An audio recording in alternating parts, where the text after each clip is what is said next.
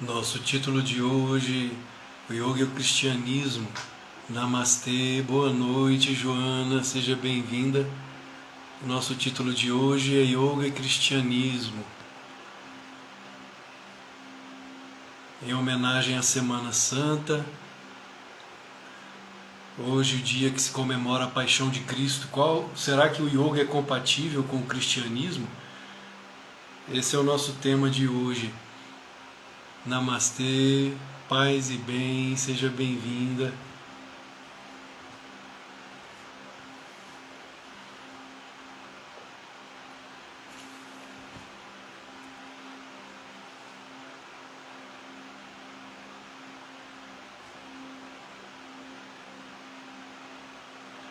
Será que o yoga é compatível com o cristianismo e vice-versa?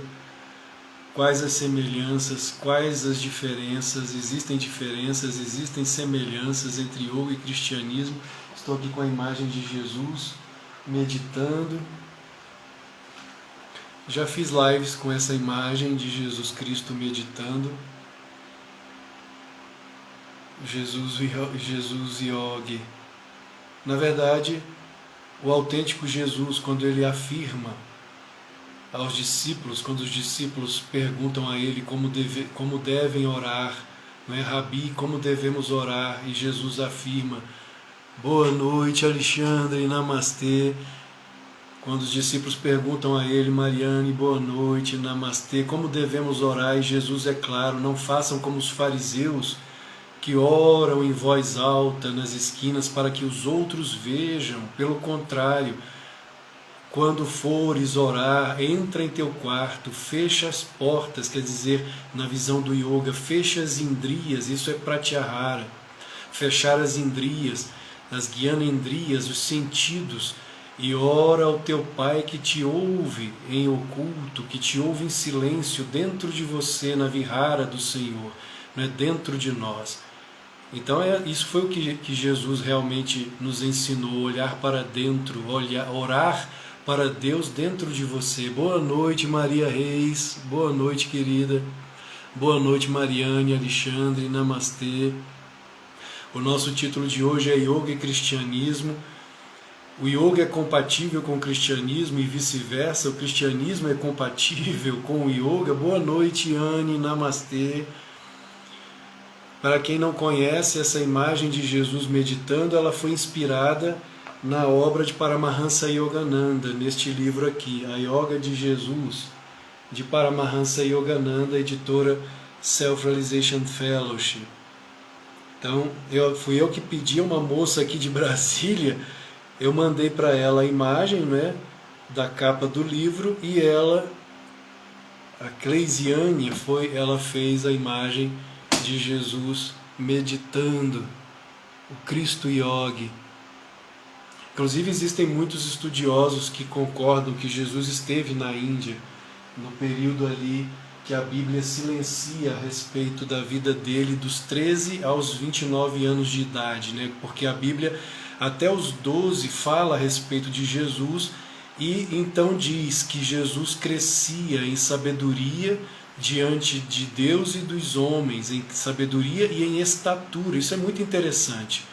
Isso está totalmente de acordo com a visão dos yogis. Boa noite, Tawan, Jai Guru.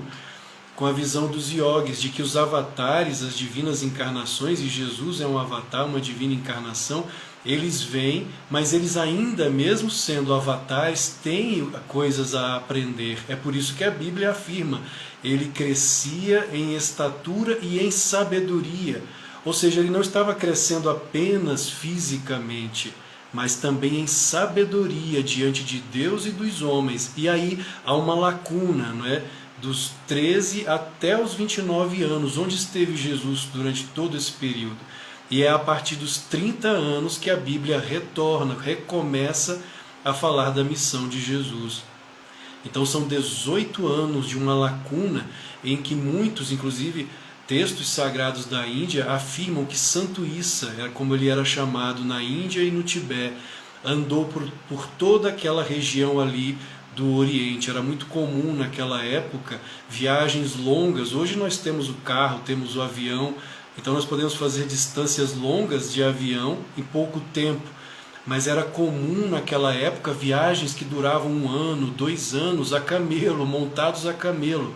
Era muito comum o intercâmbio cultural, intelectual, filosófico e religioso entre os povos daquela época. Hoje nós vemos muitos professores de yoga, inclusive quando eu comecei as minhas práticas, eu comecei aos 14 anos de idade, em um pequeno grupo de meditação aqui em Brasília. Era um grupo liderado por uma senhora chamada Irmã Leonora, nós a chamávamos de Irmã Leonora. Antes disso, eu frequentava a igreja católica com meu pai.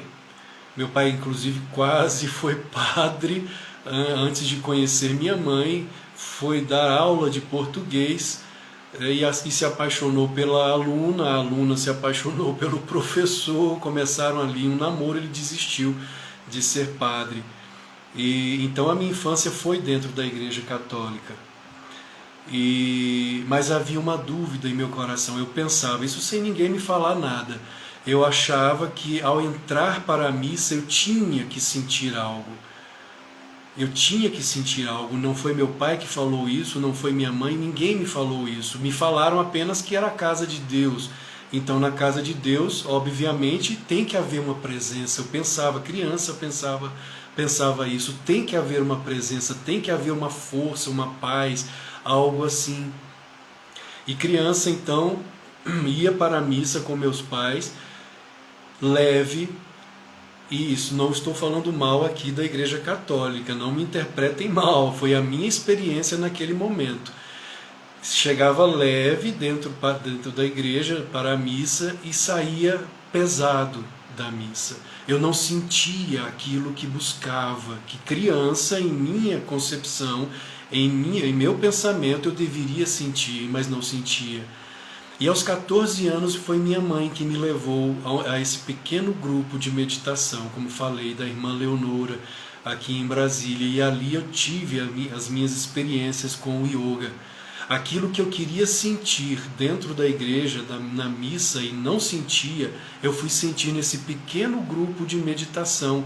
E ali compreender quem de fato é Jesus, em uma visão e em uma profundidade que eu jamais havia imaginado, aquilo que eu buscava lá na igreja e não havia sentido.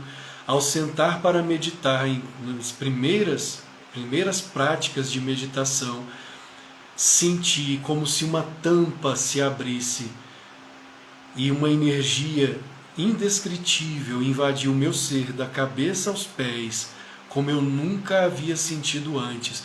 Sentia dentro de mim aquilo que mais tarde, na época eu não fazia ideia do que era aquilo, mais tarde estudando, pesquisando, entendi que eram aquilo que os yogis chamam de chakras, os centros de energia. E eu sentia os chakras dentro de mim como se fossem esferas de fogo, bolas de fogo pulsando. A sensação era indescritível. Aquela paz, aquela energia, aquela presença, que é também uma mistura de amor divino, de compaixão por todos os seres, a percepção de que Deus está em tudo, de que está em todos. Eu me lembro de certa vez, numa dessas práticas no grupo da Irmã Leonora, de estar voltando para casa, como falei, tinha 14 anos. Voltando para casa estava chovendo e as gotas da chuva escorrendo pelo vidro. Eu tinha a nítida percepção, a nítida sensação de que aquelas gotas de chuva, da água escorrendo no vidro do carro, também era Deus. De certa forma inexplicável, eu sabia que aquilo também era Deus, a água também é Deus, o vento é Deus, tudo que você observa na natureza é Deus manifestado. E isso só é compreendido por meio dos ensinamentos que vêm do yoga ou de um São Francisco de Assis, o grande poverelo de Assis, a quem, quando comecei a ler a respeito de São Francisco, me apaixonei pela história de São Francisco, porque foi um autêntico yogi cristão.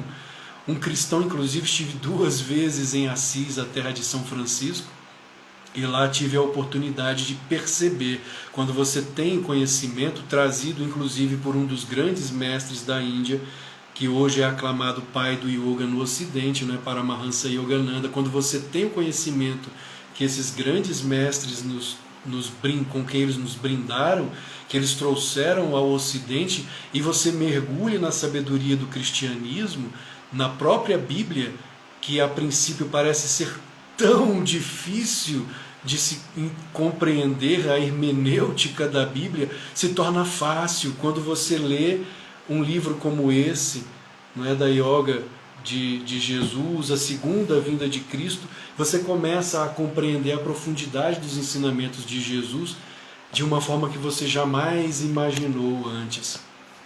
E ali em Assis fica evidente que São Francisco foi um yogi.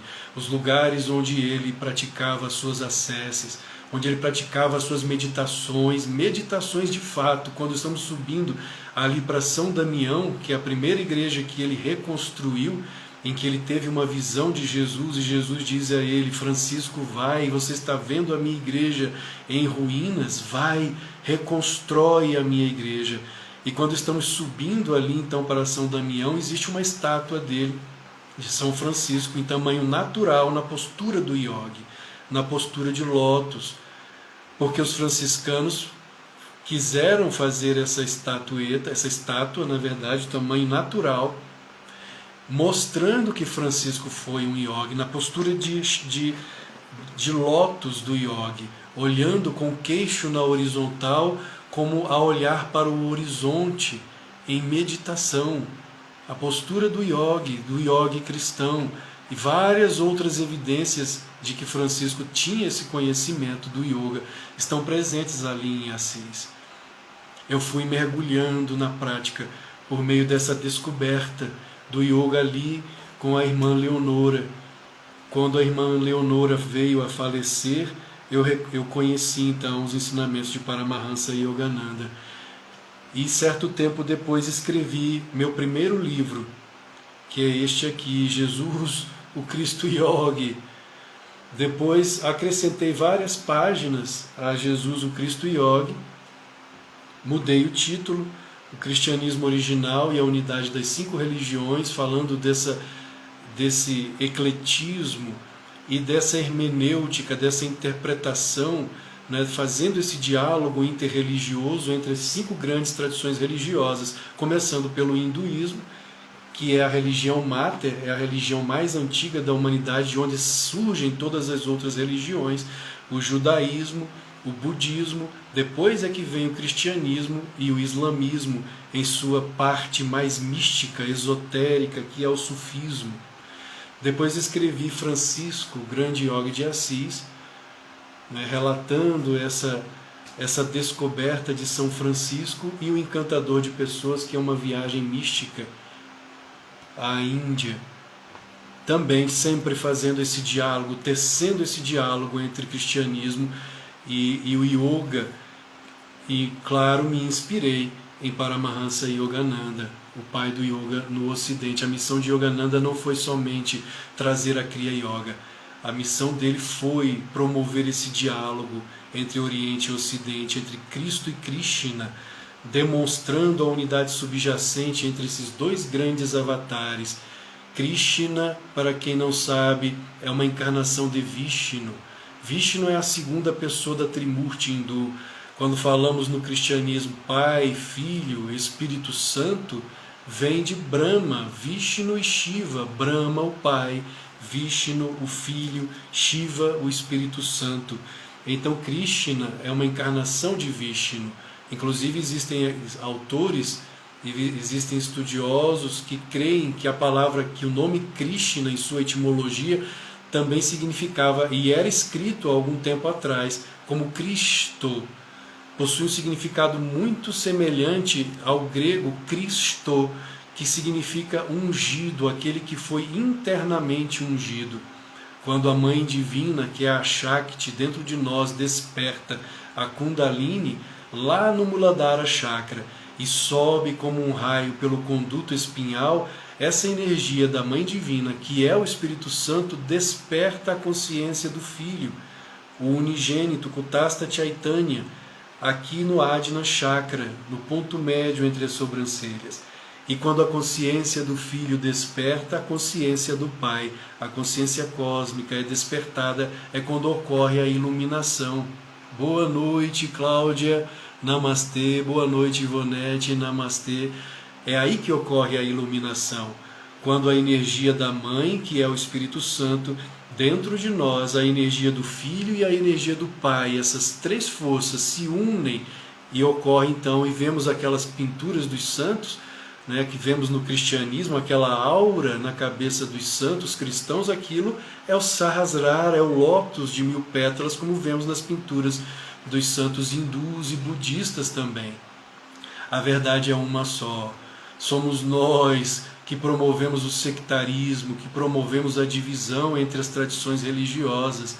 Mas como o próprio Paramahansa Yogananda afirmava, se Jesus, Krishna e Buda estivessem reunidos aqui hoje, eles se abraçariam como irmãos. E hoje a comemoração, né, dos cristãos, dos nossos irmãos cristãos, inclusive como eu falei, para não perder o fio da meada, quando eu era criança entrava para a missa, não sentia o que eu queria sentir, vinha sentir naquele pequeno grupo de meditação da irmã Leonora aqui em Taguatinga. E a partir do momento que tive essa experiência com os chakras nesse pequeno grupo e que comecei a voltar a frequentar a Igreja Católica, as missas, então aquilo que eu queria sentir quando criança, eu passei a sentir e a compreender o significado profundo, místico, esotérico das missas muito mais do que antes. Existe uma luz na igreja, existe uma luz sobre o altar, existe uma presença que não nos é falada ou que não nos é ensinado, inclusive na comunhão, na hóstia, quando os nossos irmãos afirmam que a comunhão, que a hóstia é o corpo de Cristo, de fato é. Se assim a sua fé aceitar, é o corpo de Cristo. E eu tive essa experiência certa vez nesse pequeno grupo da irmã Leonora. Lá, certa vez, a irmã Leonora veio com, e foi numa época de um dia de Páscoa, num domingo de Páscoa, ela veio com um pouquinho de água, não vinho, nem suco de uva, mas água, e um miolo de pão. Miolo de pão. E ela nos serviu água e miolo de pão. Quando eu coloquei aquele miolo na língua, após meditar por 1 hora e meia, sentindo toda aquela energia dos chakras, quando aquele miolo de pão tocou a minha língua, o que eu senti eu não posso descrever em palavras, mas eu sei que era Cristo. Eu não estava em uma igreja católica apostólica romana, eu estava em um pequeno grupo de meditação em Taguatinga, uma cidade satélite de Brasília, na residência dessa senhora chamada Irmã Leonora. Irmã não é porque ela era freira, não. Irmã era uma forma carinhosa que nós a chamávamos de irmã, mas ela não era católica, ela era uma praticante de yoga, Raja Yoga, meditação, contemplação.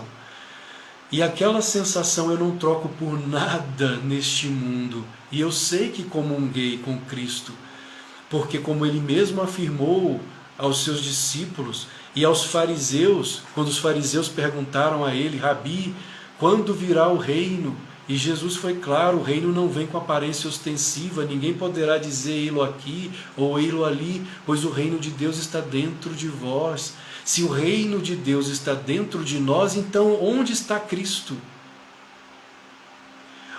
Como lemos no Evangelho Apócrifo de Tomé, no 3º Logion, está claro lá, o 3º Logion do Evangelho de Tomé, se vossos guias vos afirmarem que o reino está no céu, os pássaros vos precederam.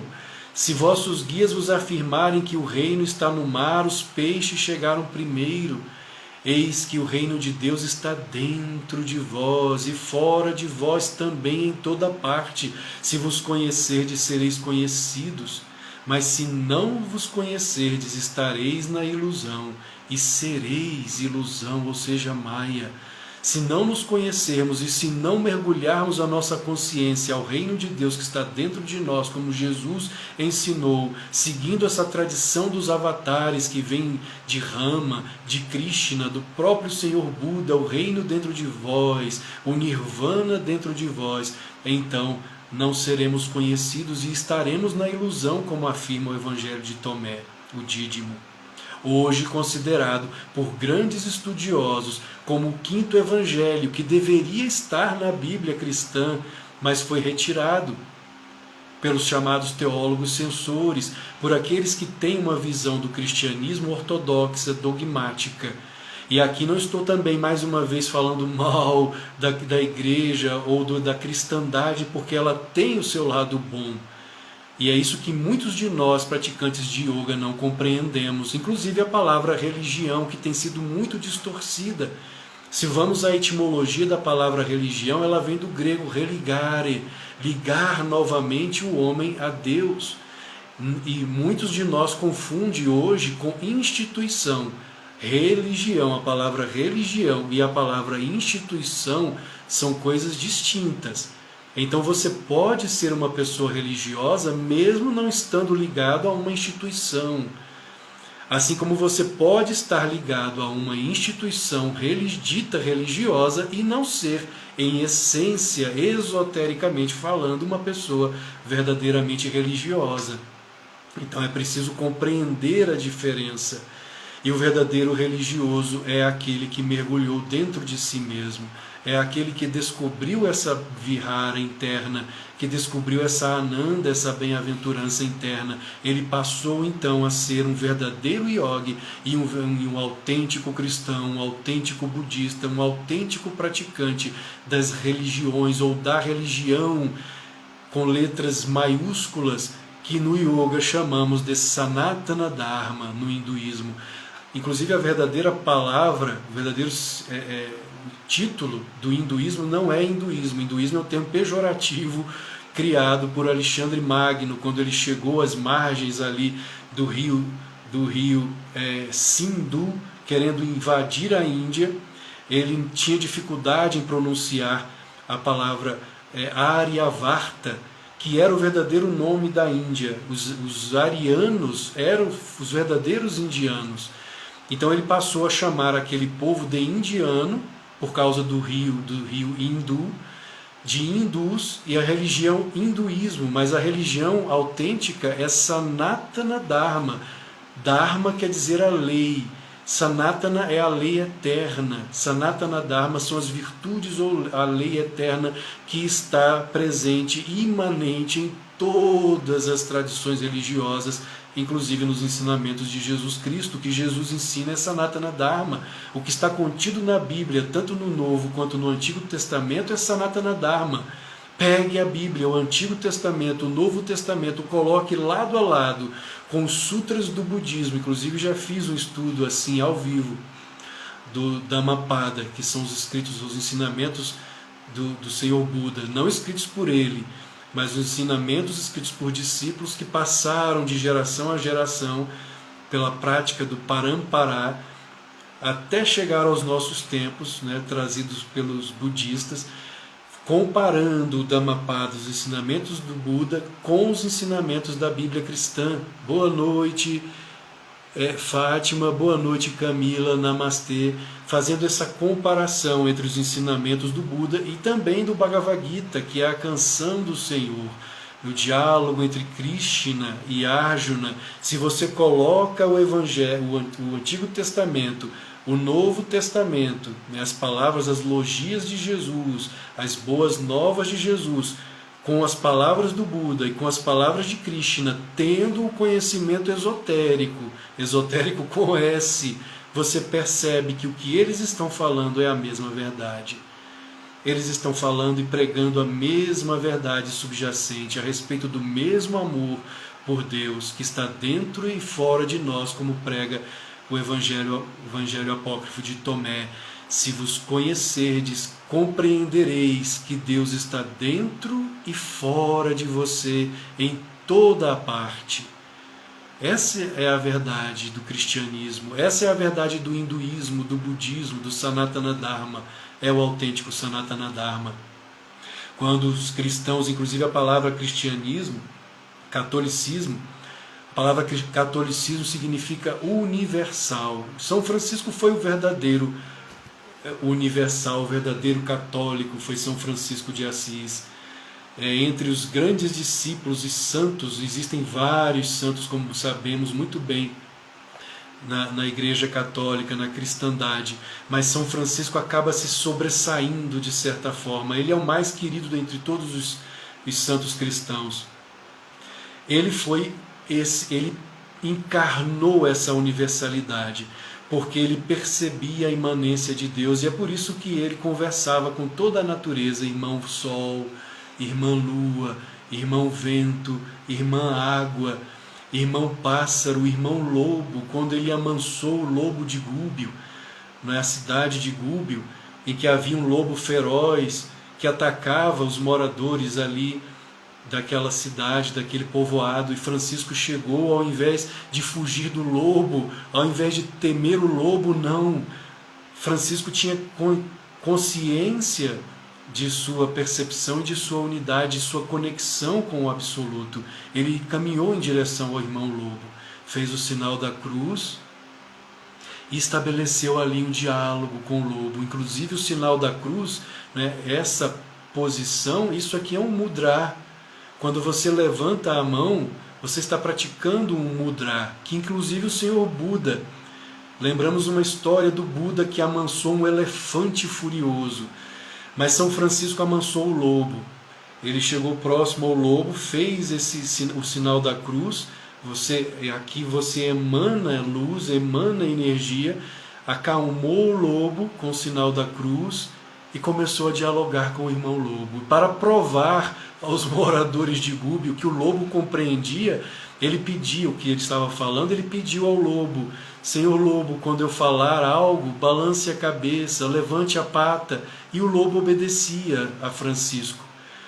E ali então, estabelecendo esse diálogo amoroso com o Senhor lobo, amansando o lobo, ele estabeleceu um pacto com o lobo, que a população de Gúbio não mais atacaria o lobo, mas cuidaria dele, se o lobo também não fizesse mais, não atacasse mais a população de Gúbio. Assim foi até a velhice e a morte do lobo.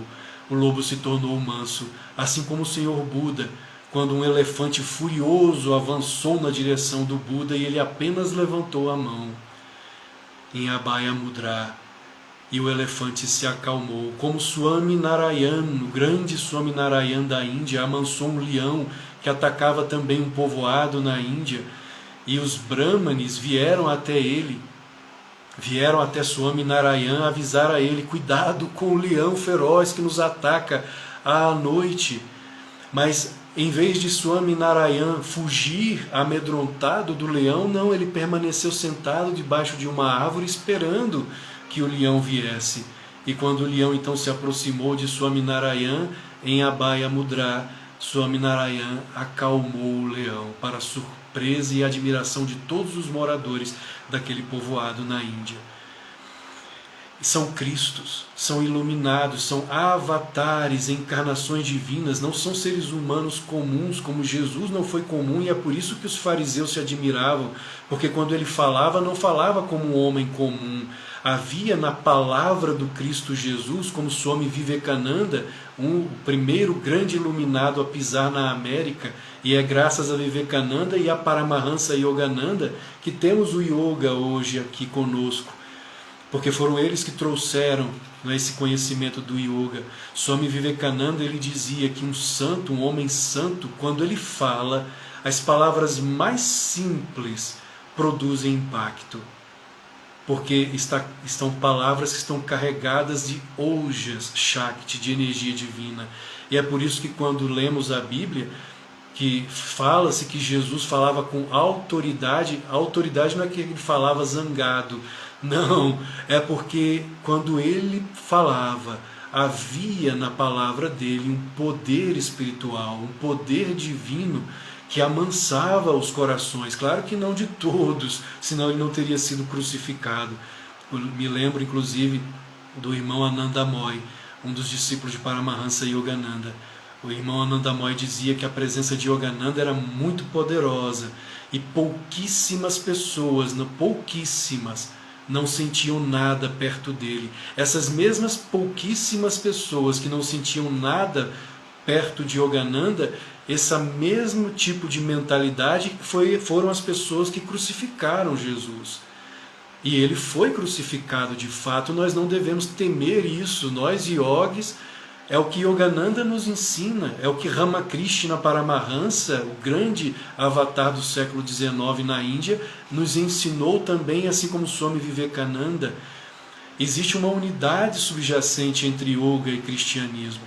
Então, aqueles que temem o cristianismo, ou que afirmam que o cristianismo não tem nada a ver com o yoga, não conhecem nem o yoga e nem o cristianismo. A unidade é a mesma. Quando dividimos, criamos sectarismos. Quando dividimos as religiões, falando que esta afirma algo e aquela afirma outro algo diferente, e criando hermenêuticas diferentes, nós estamos criando um fosso entre elas e as guerras religiosas. Quando os grandes mestres, ao longo de toda a história da humanidade, promoveram a unidade, a união. A união é a força centrípeta do universo, é a força do amor. É o amor que une. O desamor, a antítese do amor, o ódio, a raiva, a guerra, é a força da desunião, é a força de Satã, é a força de Maya. Satã para os cristãos é Maya para nós yogis. Os grandes mestres foram tentados por Maya. Buda, quando lemos as histórias do budismo, as histórias do Buda, essa união é linda e divina, exatamente, Camila. Buda foi tentado por Mara. Mara é o demônio para o budismo, é Maya personificado. Maya se personificou para o Buda. Primeiro, Mara tentou de tudo para atrapalhar a meditação do Senhor Buda e não conseguiu. A concentração do Buda, Dharana, era tão perfeita dentro dele, como Jesus ensinou. Quando orar, entra em teu quarto, fecha a porta e ora ao teu Pai que te ouve em oculto. Era o que o Buda fazia 600 anos antes. A concentração dele era tão perfeita que Mara, o demônio, tentou de tudo para atrapalhar a sua meditação e não conseguiu. Quando Mara viu que era impossível tirar Buda, Siddhartha Gautama, daquele poder interno, daquela concentração interna, o que fez Mara? Se personificou, veio pessoalmente tentar o Buda, tentar desviá-lo do caminho, da sua meditação, de sua dharana, de sua concentração. Mas mais uma vez, o amor do Buda pelo Nirvana, que é Deus dentro de nós, venceu o demônio, venceu Mara. O mesmo ocorreu com Jesus há 2 milênios, quando foi tentado por Satã, primeiro no deserto, depois no Horto das Oliveiras e mais uma vez em seu sacrifício pela humanidade na própria cruz. Eli, Eli, lama sabachthani. Elias, Elias, por que me abandonaste? Ali foi um segundo, um milésimo de segundo em que Jesus perdeu, entre aspas, a consciência da sua unidade com Deus. Por um segundo, o sofrimento, quem já viu inclusive o Santo Sudário, quem já teve a oportunidade de ver uma réplica do Santo Sudário, sabe que o sofrimento de Jesus foi muito pior do que vemos nos filmes. Os filmes não conseguem retratar o que Jesus realmente sofreu. Um verdadeiro yogi na cruz. Eu não vou falar aqui porque é muito chocante o que vemos no Santo Sudário, não quero chocá-los com isso, mas foi muito pior do que vemos em todos os vídeos, em todos os filmes a respeito dele, a respeito da paixão, né, de Cristo. Eli, Eli, lama sabachthani. Mas ele foi um avatar, inclusive em um dos evangelhos apócrifos, chamados apócrifos para a ortodoxia cristã, mas não para os verdadeiros estudiosos. É o Apocalipse de Pedro. O Apocalipse de Pedro fala que na hora do sofrimento mais intenso de Jesus ali na cruz, o corpo de Jesus sofria. Ele sofreu de fato, ele realmente sofreu todas aquelas dores, mas a alma dele, de certa forma, de uma forma paradoxal para nós, e nós ocidentais temos dificuldade com os paradoxos, os orientais não têm dificuldade com isso, mas nós temos. A física quântica, inclusive, vem aí para nos ajudar a pensar de forma um pouco mais complexa, não tão presos aos paradigmas, né, antigos, os paradigmas mecanicistas, mas a uma visão mais complexa da própria natureza, inclusive. A alma de Jesus sorria, ria da própria crucificação, apesar do corpo estar sofrendo, como lemos no Apocalipse de Pedro, que é, como disse, um texto apócrifo. Jesus foi um autêntico avatar, uma encarnação divina, como lemos nos primeiros capítulos do Evangelho de João, em que o Verbo se fez carne e habitou entre os homens. Quando a Bíblia afirma isso, o Verbo se fez carne e habitou entre os homens, lemos o mesmo nos textos, nos shastras indianos a respeito dos avatares, porque são encarnações de quê? Do Verbo. O avatar é a encarnação do Verbo. No cristianismo é verbo, no hinduísmo é pranava, são encarnações do pranava. O que é pranava? Palavra. Inclusive em algumas tradições da Bíblia nós lemos verbo, em outras traduções palavra, que está mais de acordo com o que o hinduísmo chama de pranava.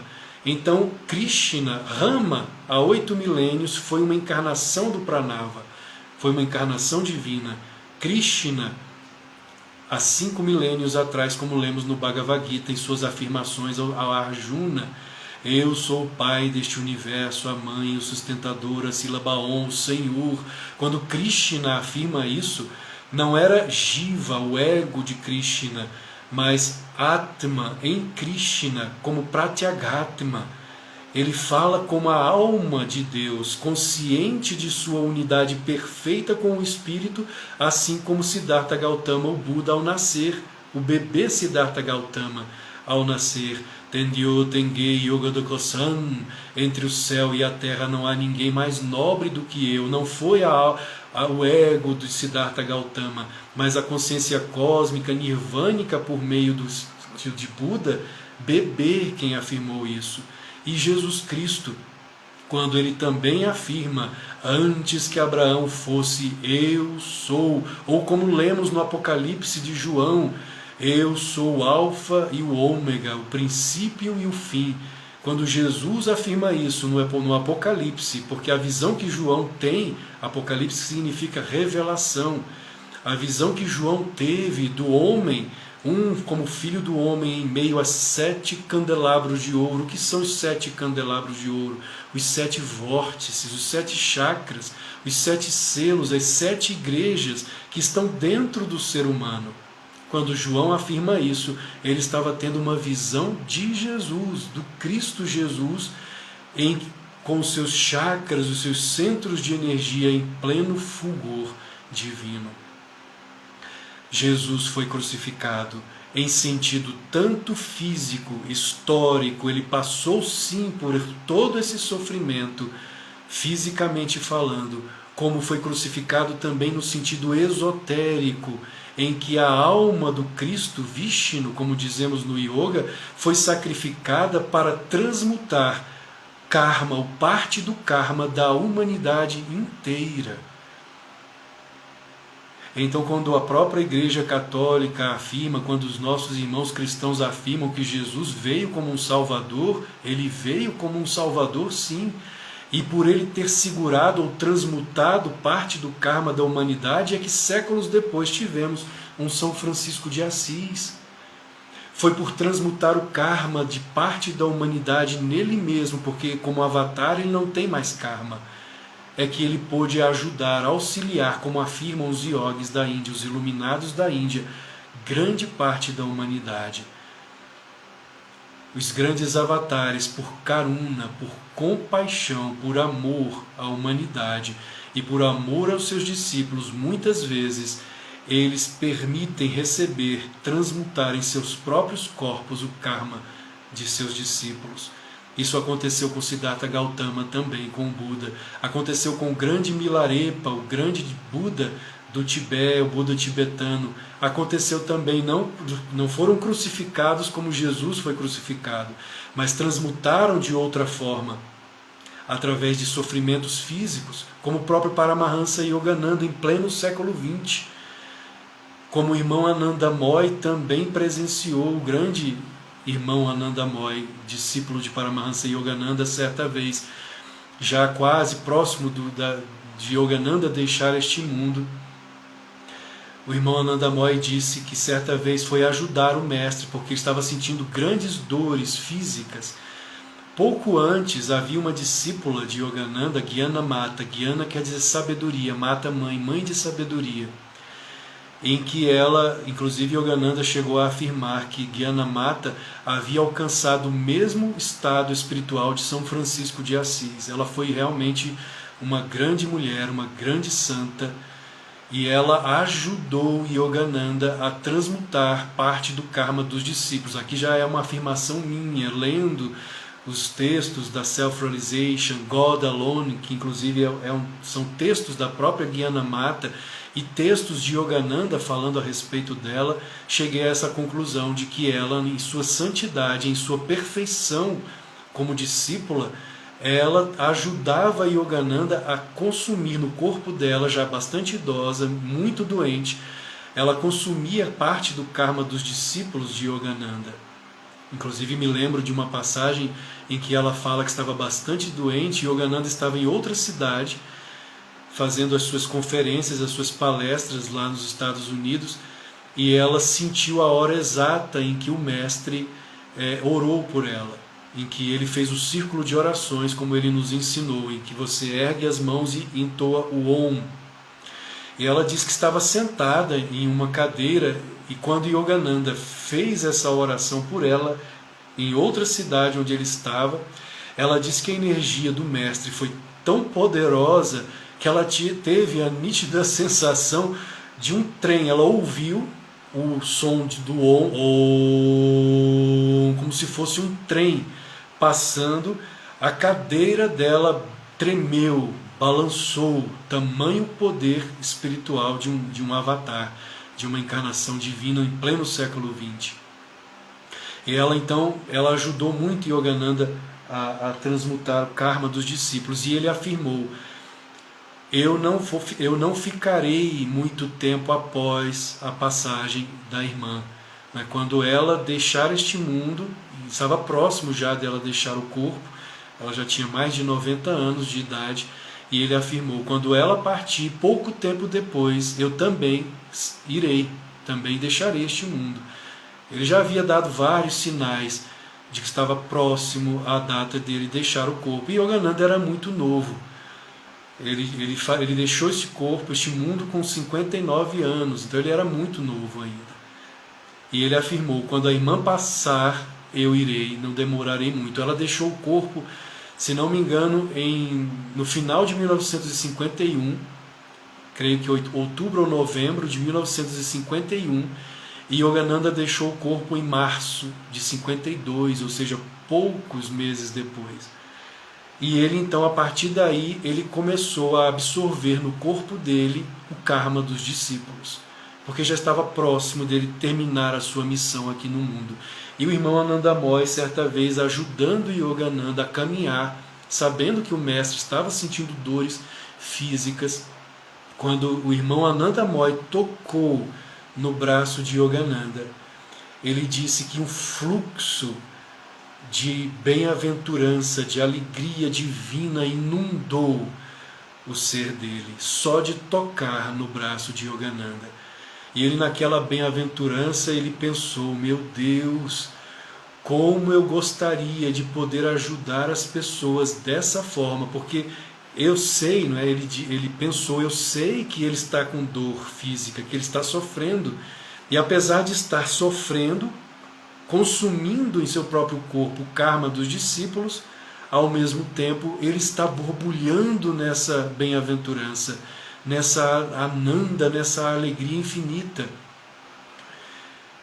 Como eu gostaria de poder ajudar as pessoas assim. Quando o irmão Ananda Moy pensou isso, Yogananda era onisciente, ele olhou, o Ananda Moy não disse uma palavra, ele apenas pensou. Yogananda olhou para ele, sorriu e disse: não se preocupe, a sua hora chegará, a nossa hora chegará, de todos nós. Somos, como a própria Bíblia afirma, somos deuses, filhos do Altíssimo, e foi por afirmar essa divindade que os fariseus pegaram em pedras para apedrejar Jesus, e foi por afirmar essa divindade que Jesus foi crucificado. O que Jesus afirmou, na verdade, foi a tradição milenar dos avatares. Eu e o Pai somos um e o mesmo. Como Krishna no Bhagavad Gita, como Buda, como Rama e como todos os outros grandes iluminados e avatares ao longo de toda a história da humanidade. A tradição dos avatares, das divinas encarnações. Então, queridos, essa é a unidade subjacente entre yoga, budismo, cristianismo. Jesus é o Cristo, é o unigênito. O Cristo para nós yogis é Vishnu, é a consciência de Kutastha Chaitanya. A única diferença entre o hinduísmo ou o yoga e o cristianismo é quando nossos irmãos cristãos afirmam que Jesus é o único que salva, é o único Cristo. Essa é a única diferença, porque existe a tradição milenar de Cristos, Budas, Ekantins, avatares, iluminados do Oriente há milênios, milênios e milênios. Cristos que tinham poderes de cura, levitação, andar sobre as águas, ressuscitar mortos e se auto-ressuscitar como Milarepa. Milarepa ressuscitou, então não foi só Jesus. Existem histórias na Índia, histórias autênticas, verídicas, comprovadas, como o próprio caso de Paramahansa Yogananda. Yogananda ressuscitou uma mulher na Índia que já estava morta. Como Lahiri Mahashai ressuscitou um homem chamado Rama à distância, como lemos na autobiografia de um yogi. Esses milagres, esses poderes paranormais são chamados de siddhis por Patanjali, o sistematizador do yoga. E inclusive esses poderes paranormais são considerados por Patanjali não como uma prova de que o ser realmente realizou Deus, mas como uma prova de que ele evoluiu, que ele despertou, como Yogananda dizia: devolvi todos os meus poderes a Deus, à Mãe Divina. Eu não os quero mais. Eu não quero poderes para capturar o coração das pessoas, para atrair curiosos. Eu quero o coração das pessoas para levá-las para Deus, para oferecê-las como um ramalhete de flores para Deus. É isso que eu quero. Quero que as pessoas venham a esse caminho, a esses ensinamentos, não por atração e amor a fenômenos, mas por amor a Deus. E a própria Dayamata afirmava isso. O que me atraiu a Yogananda, ela dizia, não foram os poderes que ele tinha, e eu sabia que ele tinha muitos poderes, inclusive até de ressuscitar mortos. Nada disso me atraiu a ele. O que me atraiu a ele foi o grande amor que ele tinha por Deus. Porque só o amor, como afirmou Mahavatar Babaji, pode transformar o mundo, como Jesus Cristo ensinou, e não há maior prova de amor do que as palavras dele na cruz. Pai, perdoa-os, porque não sabem o que fazem. Um autêntico Bodhisattva, um autêntico Salvador. Queridos, gratidão, namastê. Domingo convido vocês para uma meditação de Páscoa. Boa noite, Marília, Socorro, Raquel, namastê, queridas. Domingo às 7h15, eu e a Laís, faremos uma meditação de matinal, uma meditação dedicada a Jesus, dedicada à Páscoa. aqui também pela Escola de Yoga do Lago, 7h15, domingo. Venham conosco. Namastê, queridos. Paz e bem. Gratidão.